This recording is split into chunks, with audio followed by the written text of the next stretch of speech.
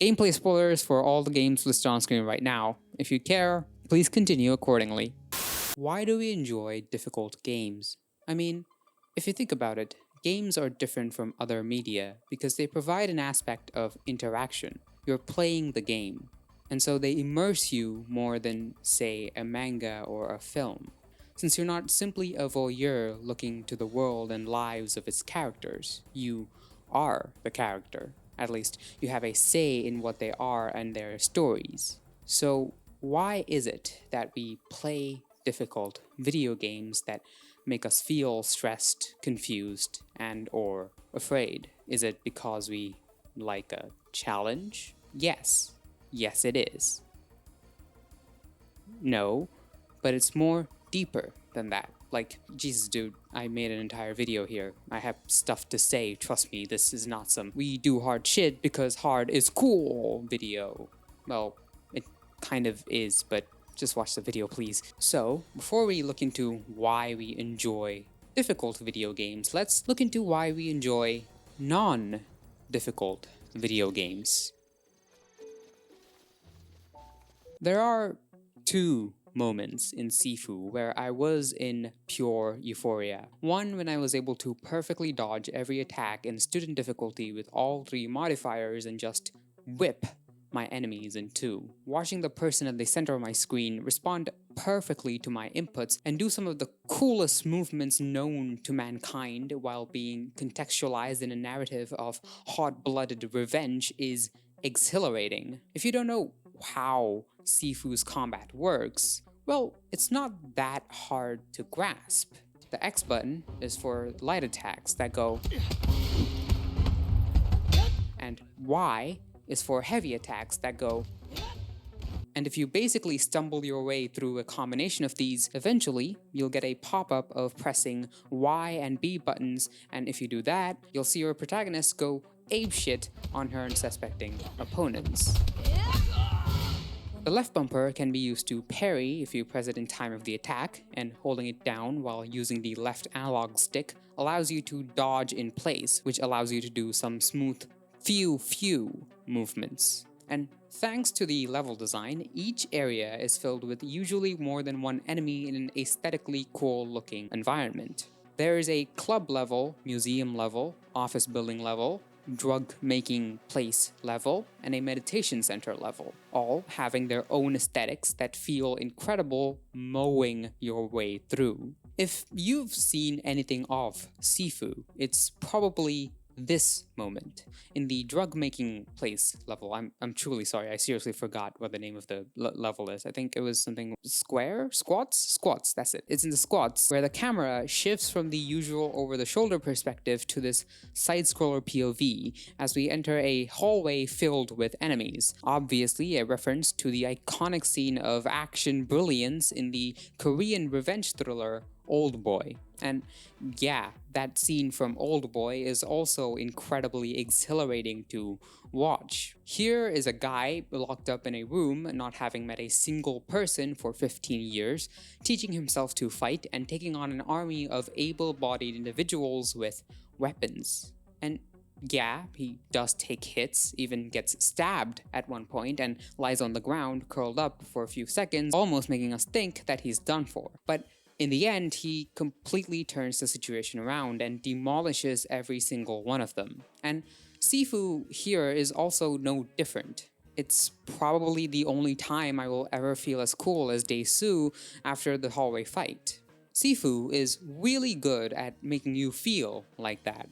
In fact, Slow Clap, the independent game studio behind Sifu, directly cites classic martial art films to be the singular inspiration for the game, which is quite obviously discernible by just looking at its gameplay. It looks like a modern interpretation of one of those classic kung fu movies, which I don't think I really need to tell you are incredibly cool.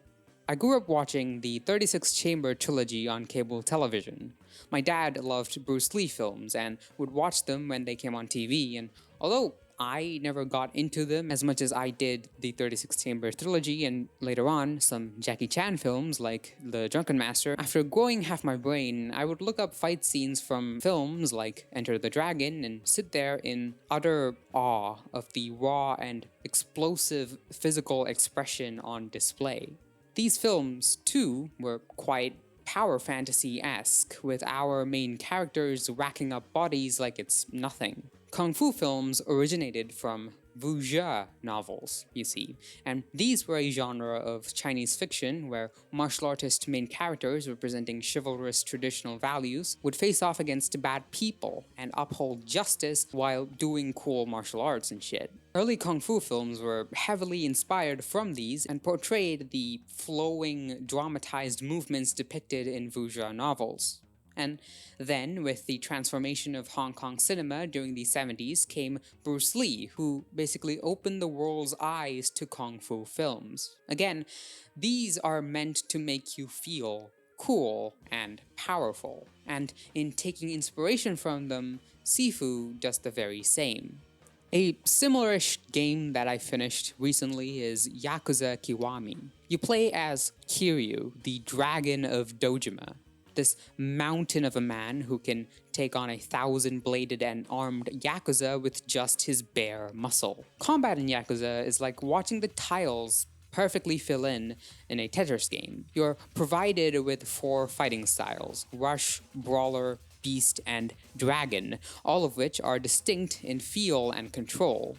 Rush, of course, is speedy, but lightweight, while Beast feels much more weighty and hard-hitting, although Beast is slow and rough. The Brawler is an all-around balanced class, while the Dragon style offers a potent, straightforward approach that's hard-hitting while not being slow or damp. However, the Dragon style is much harder to control, and its upgrade is through playing more of the game, which we'll get into later, and thus, people don't really get it maxed out, sticking to just the other 3 altogether. Although the normal thugs or Yakuza that may spot you on the streets may be easily defeated, most story-based enemies, that is to say, non-random enemies, are distinct in their fighting style. For instance, there is a bit where you find the Bloody Eye brothers after Haruka, a girl you find and who becomes an integral part of the story, is kidnapped, presumably by them, the Bloody Eye gang. The fight starts at the club filled with the normal enemies. I was able to take care of them with Brawler.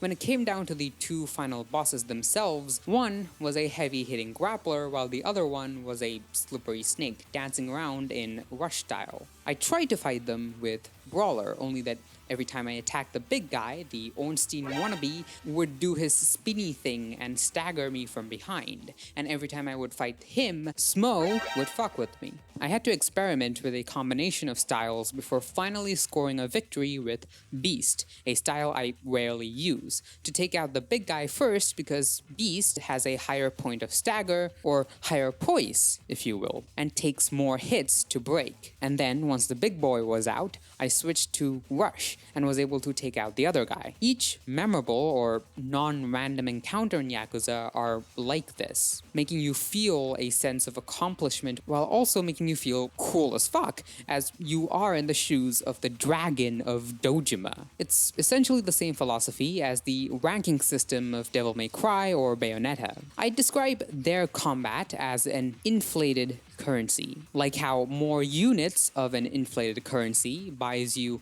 less things as compared to a non-inflated currency. The combat of these games have raised their standards so high that their challenge comes no longer from mere survival, but from thriving. Finding the best combination of styles in Yakuza, or finishing off angels with the best trophy in Bayonetta. These games make you feel the rush of taking on gods or powerful and skilled mafia men and politicians from the comfort of your room in a world where we never ever really get to feel like that ourselves. And for that reason, I feel grateful for these games. Now, it may look like I'm just talking about beat-em-ups. From their very conception, with Technos Japan's arcade game Renegade, released in 1986, and its spiritual sequel Double Dragon, that came out a year later, beat-em-ups were supposed to be power fantasies. A telling fact that can be seen here is that Yoshihisa Kishimoto, the lead developer of both the games, named Double Dragon as an homage to Bruce Lee's Enter the Dragon. Hence, as you can see, the very origin point of the genre itself is somewhat intermingled with the unbridled display of raw physical expression and violence that make you feel powerful. But then again, I'm not talking about beat-em-ups specifically here, as another game that makes me feel the same way is Wolfenstein: The New Order.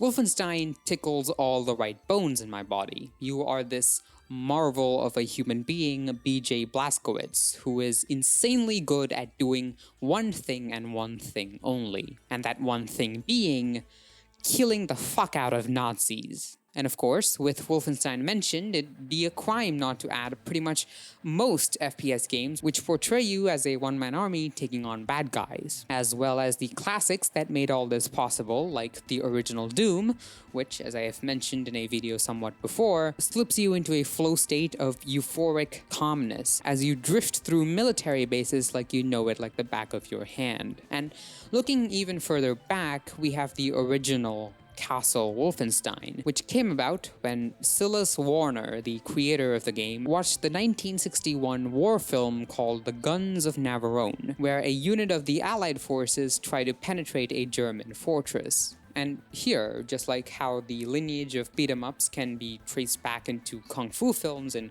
power-fueled escapism, the lineage of these games can also be traced back into a similar need for escapism where you are a gun-wielding paragon of absolute power and justice as you dissipate evil itself.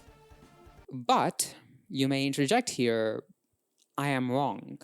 If you've played Sifu for yourself, there is an aspect of it that I seem to be missing, that I seem to have completely covered up. And that brings us to the other moment in playing Sifu that I would like to talk about. The other moment in playing Sifu that had me in euphoria was when I was able to perfectly dodge every attack and rip my enemies in two without any modifiers or dumbing down the game. You see, clumping Sifu with games like Bayonetta and Wolfenstein and the power fantasies they provide would be a mistake, as Sifu, as it is meant to be played, is not your run-of-the-mill turn-your-mind-off beat-em-up. Sifu is difficult. Once you choose any difficulty other than student, and once you take all modifiers off, you realize quickly that death is as much as an intended part of the game as punching is. Every time you die, which is if you're in the Master or even the Disciple difficulty would be very often, as enemies have varied and rather complex combos and attack patterns that you can no longer mindlessly button mash and call it a day. And so, every time you do bite the bullet, or bite the punch, you age. Every death adds up, and every next time you die, the number is added up. So, if I die for the first time, I age 1 year and come back to life. I'm 21. And if I die again without killing anyone, my death counter goes up to 2 and I age 2 years. Now I'm 23. You can lower your death count by killing enemies before dying, but you also need to keep in mind that every death lowers the amount of health you have, while adding the amount of damage you do, keeping up with the Kung Fu philosophy that supports that the longer you spend time honing your craft, the better you become, and hence more damage you do. And also you get older and weaker, and therefore less health. And it is incredibly easy to die in this game, so much so that according to Steam's achievement page, only 18% of people have beat Sifu while being under 50, and only less than half the players have gotten the achievement of beating the second boss in the game. Sifu, for all intents and purposes, is hard. So much so that the first section of my video no longer makes sense if you cut the line where I say that I played it in student difficulty with modifiers. But this is all the more reason why Sifu is such a fun and empowering game, which must come as a surprise at face value. Didn't I just say that Sifu is a hard game that a lot of people really struggle with? Am I just another one of those masochistic game likers who go, but I find strength in suffering? Well, to explain myself, let me take you through my brief and ongoing experience with the wonderful world of fighting games. Or, to be more specific, Guilty Gear Strive, but seriously, it can be literally any and all fighting game where you play against other people.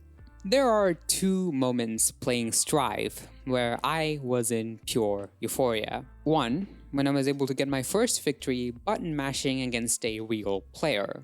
It was a European server and it was my first match online.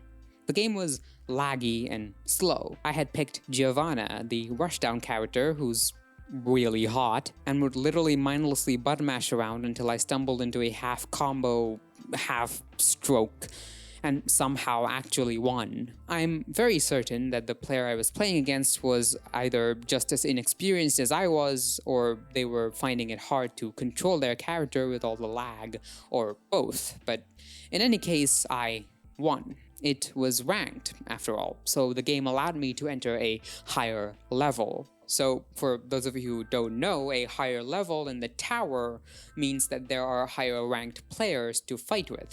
At that point, I'd be lying if I said I wasn't feeling a little full of myself. I thought I knew what fighting games were all about, and I thought I had it. I don't think I won a single round that week. And after that, I probably quit due to exams. Fighting games are something people find notoriously intimidating to get into.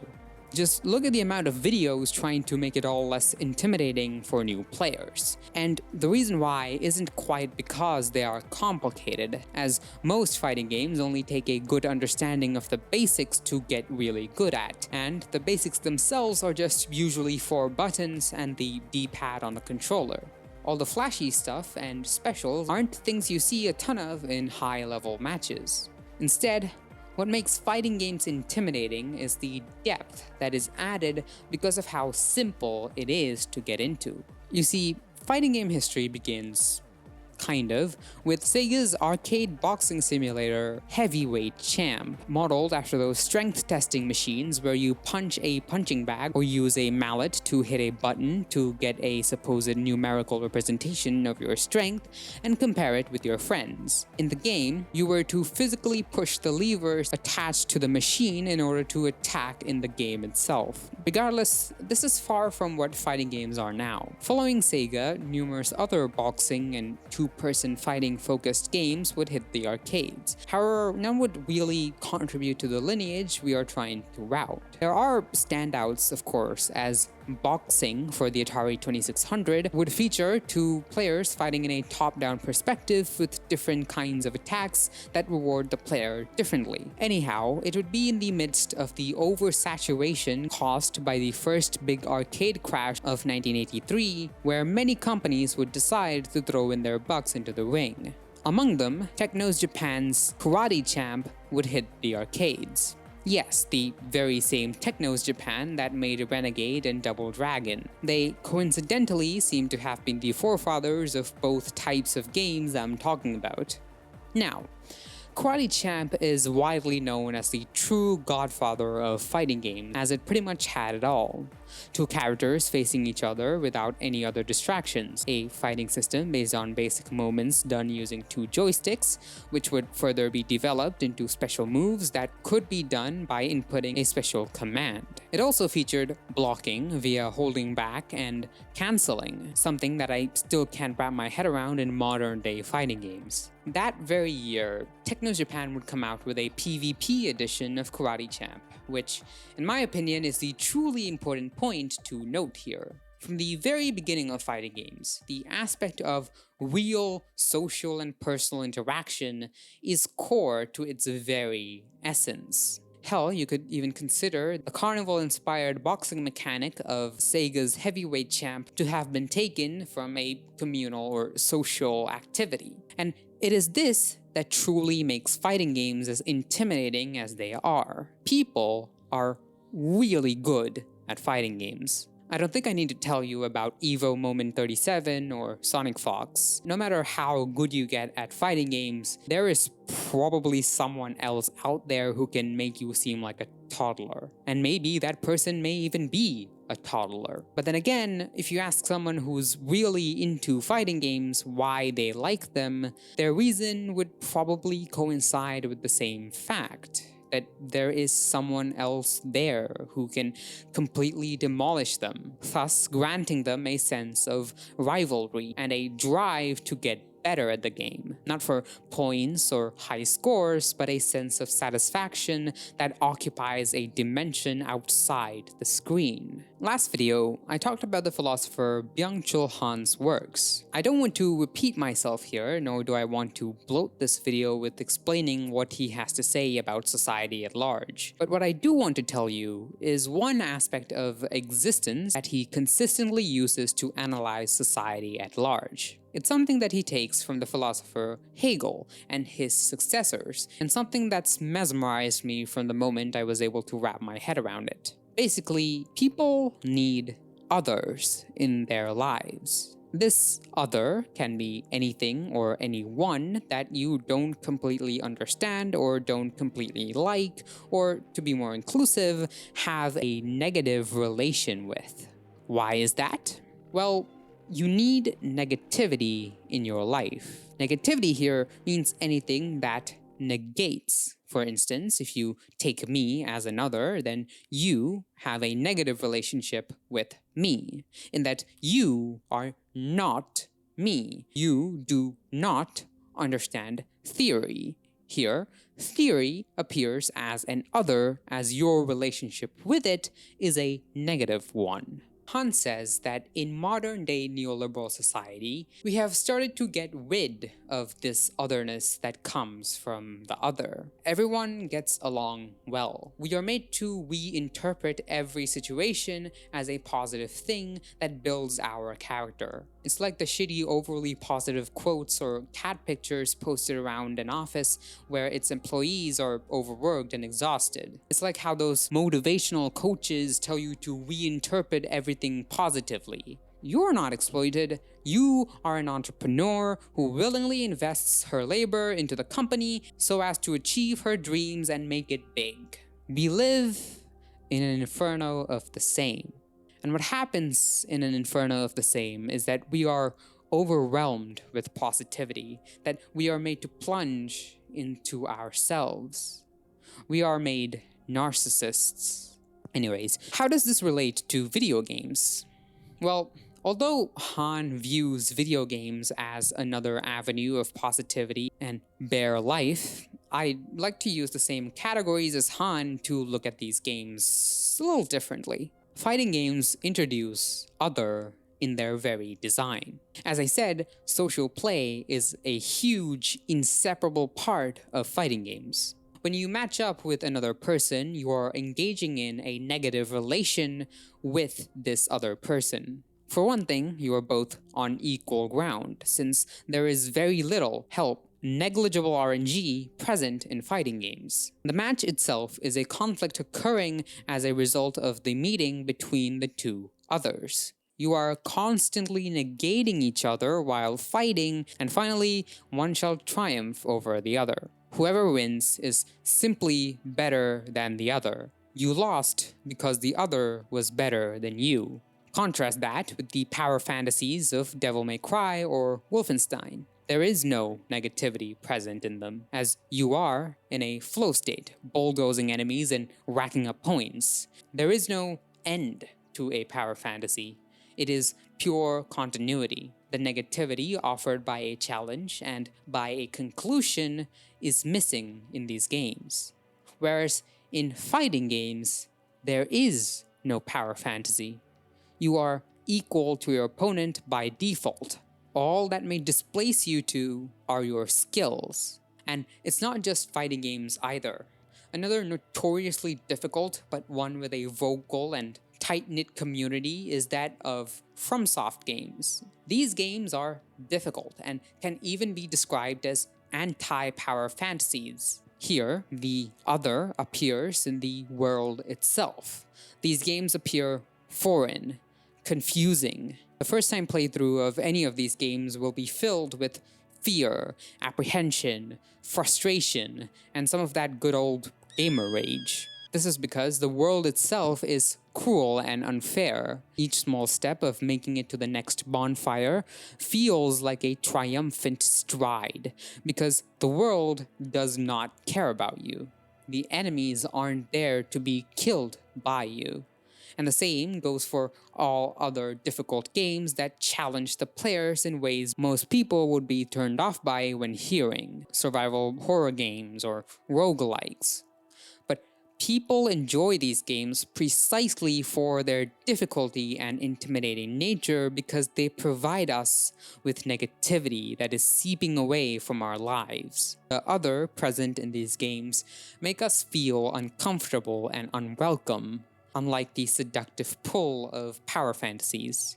Alright, some of you may think, what's this masochistic beta male bullshit about feeling uncomfortable and vulnerable? Give me my dopamine-pumping action RPG power fantasy and leave me be, because some of us actually like having fun. Of course, this is not an attack on power fantasies, as I love these games as much as you do. Like, seriously, did you hear what I said about feeling cool and euphoric while playing those games? I absolutely loved my time massacring Nazis. There is no irony in that. Anyways, about the latter part. Although difficult games are anti-power fantasies, their power lies very much in their powerlessness. Han states that it is only when we are able not to be able that the other appears.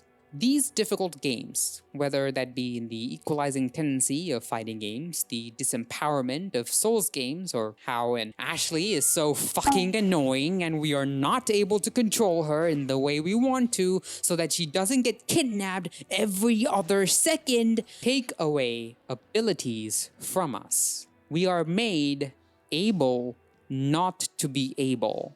Again, in contrast, power fantasies maximize our abilities. There is a reason why you can't air juggle enemies in Silent Hill the same way Dante does in Devil May Cry. Because instead of it being a complete absence, the other provides us with an affirmative negation. We get to not dissipate enemies. And in that able to be not to be able, in that very strengthlessness, we find strength. To illustrate exactly what I mean, let me take you back to Yakuza Kiwami, to a part of the game a lot of people actually dislike, and that being Goro Majima. Okay, to rephrase Majima everywhere. I don't think people actually dislike the character, but only how he's presented in this game specifically. Majima is a crazy person, a Joker-like agent of chaos who's taken a liking to our main guy Kiryu and desperately wants to fight him and defeat him.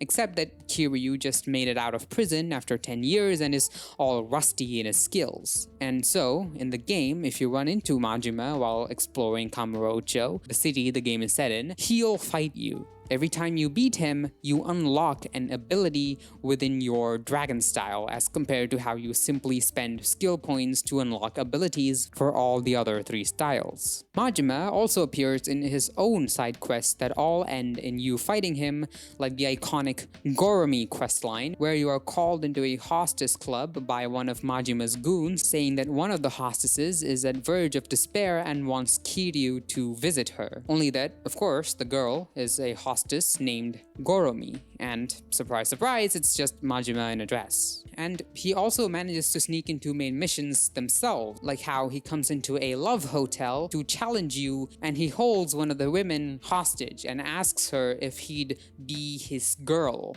and she's like, sorry, but I like someone else. And everyone's so tense, but Majima's like, oh, okay, it's okay, good day. Majima is literally named the Mad Dog of Shimano. He is, for all intents and purposes of the word, crazy. I bring him up because his relationship with Kiryu depicts a potent self-other relationship. Although, of course, extremely exaggerated, and both the self and the other are Yakuza. Majima is extremely hard to understand as a person, and is also very unpredictable. Even if you know his backstory from playing Yakuza 0, it is still up in the air as to if he's actually gone crazy or if he's putting up an act. He's also very frustrating, as although I always looked forward to encountering him, for most, it got repetitive and annoying. He also conflicts with Kiryu, not just in that they end up fighting whenever they meet, but also in that he, every now and then, actually does things to actually hurt Kiryu. But again, from all this, Kiryu is strengthened, not just in that he gains abilities in dragon style, but also in that his self is being nourished with negativity.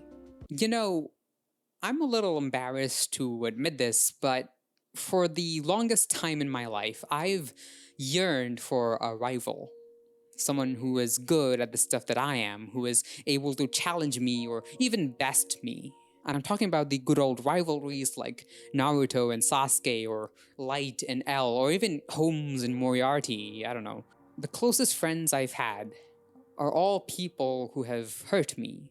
And although, yeah, that probably says more about me than what I'd want to get out there, my point is that we need negativity.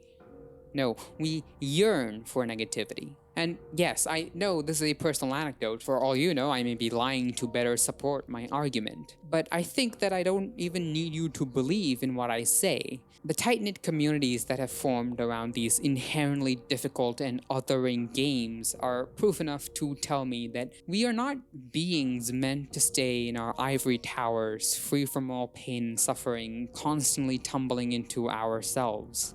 We're not meant to be individual heroes of our own stories. We are not meant to be stoic Chad Sigma males closed off to others, building ourselves up like projects to achieve those big dreams. We need to feel rage. We need to feel dread and frustration and vulnerability. We need to feel powerless. We need others in our lives. And that's why we enjoy difficult games. Thanks for watching. I have no idea why MadPat.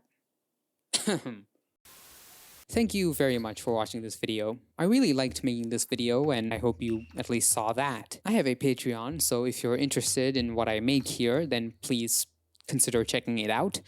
I have a Twitter, so follow me there. And yeah, if you sign up for my Patreon, you can see your name here, maybe. That's literally the only reason why I have one. But yeah, thank you. Thank you very much for watching. Yeah, we need others in their lives. Call your best friend and tell them you're happy you're their friends with. I don't know how to end these videos.